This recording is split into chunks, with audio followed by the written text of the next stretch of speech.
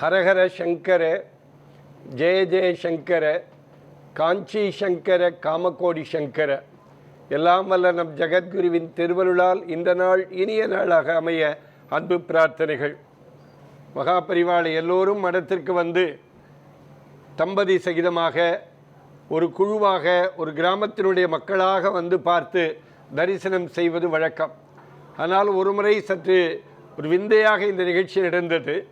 ஒரு பெரிய தொழிலதிபர், அவர் தன் குழந்தைகளிடத்தில் அன்பு காட்டுவது போல, மனிதரிடத்தில் அன்பு காட்டுவது போல தன் வீட்டிலே வளர்த்த நாயிடத்திலேயும் ஒரு பெரிய அன்பாக நடந்து கொண்டார். நாய் தான் அவருக்கு ஒரு மிகப்பெரிய அன்பின் ஆதரவாக இருந்தது. அந்த நாய் ஒரு முறை இந்த நாய் ஒன்றுமே சாப்பிடவில்லை, என்ன செய்வதென்றே புரியவில்லை. வைத்தியரிடத்தெல்லாம் கொண்டு போய் காட்டுகிறார், மிருகத்தை பார்க்கிற டாக்டரிடத்தெல்லாம் கொண்டு காண்பிக்கிறார் அந்த தொழிலதிபர். ஆனால் அந்த நாய் ஒன்றுமே சாப்பிடாமல் அப்படியே தினந்தோறும் அப்படியே இருந்து கொண்டே இருந்தது. திடீரென்று அவருக்கு ஒன்று தோன்றியது, நம்முடைய உலகத்தை ரட்சிக்கிற பெரிவாடத்திலே ஒருவேளை கொண்டு போய் காட்டினால் அதற்கு பலன் கிடைக்குமோ என்று நினைத்து கொண்டு தன் காரிலே அந்த நாயை எடுத்துக்கொண்டு காஞ்சிபுரம் வந்து மடத்திற்கு வருகிறார்.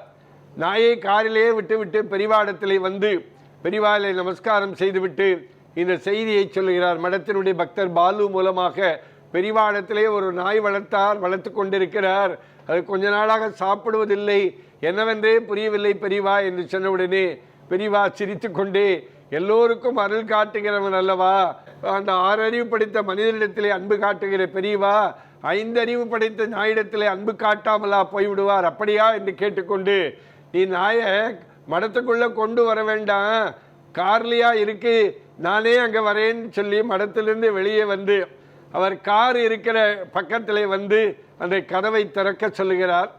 நாய் அப்படியே அமைதியாக உட்கார்ந்து கொண்டிருக்கிறது. மடத்து அன்பரிடத்திலே பாதரட்சை எடுத்து வாருங்கள் என்கிறார்.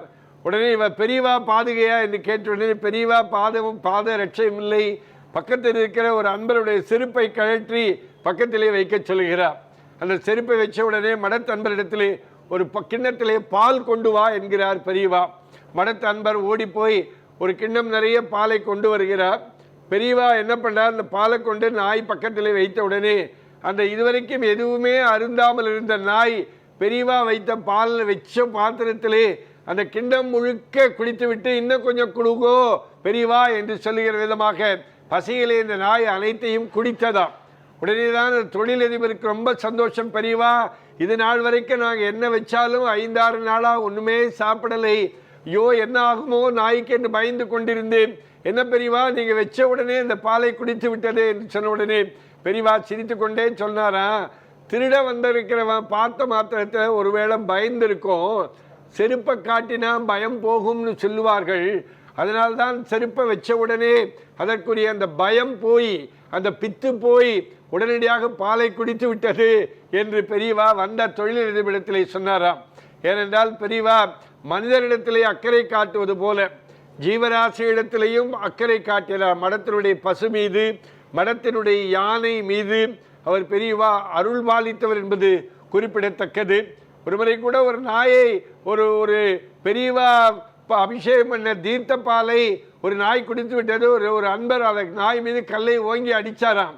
உடனே பெரியவா அவர் மீது கோபப்பட்டபடி நாயை அடிக்கலாமா என்று சொல்லி அவர் என்ன பண்ணாராம், ஊரில் கிராமத்தில் இருக்கிறவா எல்லா ராத்திலையும் உள்ள பொருளெல்லாம் எடுத்துட்டு வாங்குவோன்னு சொல்லி அன்றைக்கி அவர் மட்டும் வச்சு ஊரில் உள்ள நாயெல்லாம் வந்து அந்த யார் அடித்தாரோ அவர் கையாலே அந்த நாய்க்கெல்லாம் உணவு வழங்கிய உண்மை சம்பவம் எல்லாம் உண்டு.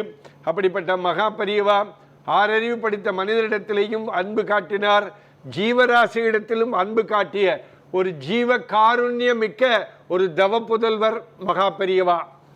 ஜெய ஜெய சங்கர, ஹரஹர சங்கர, காஞ்சி சங்கர, காமகோடி சங்கர.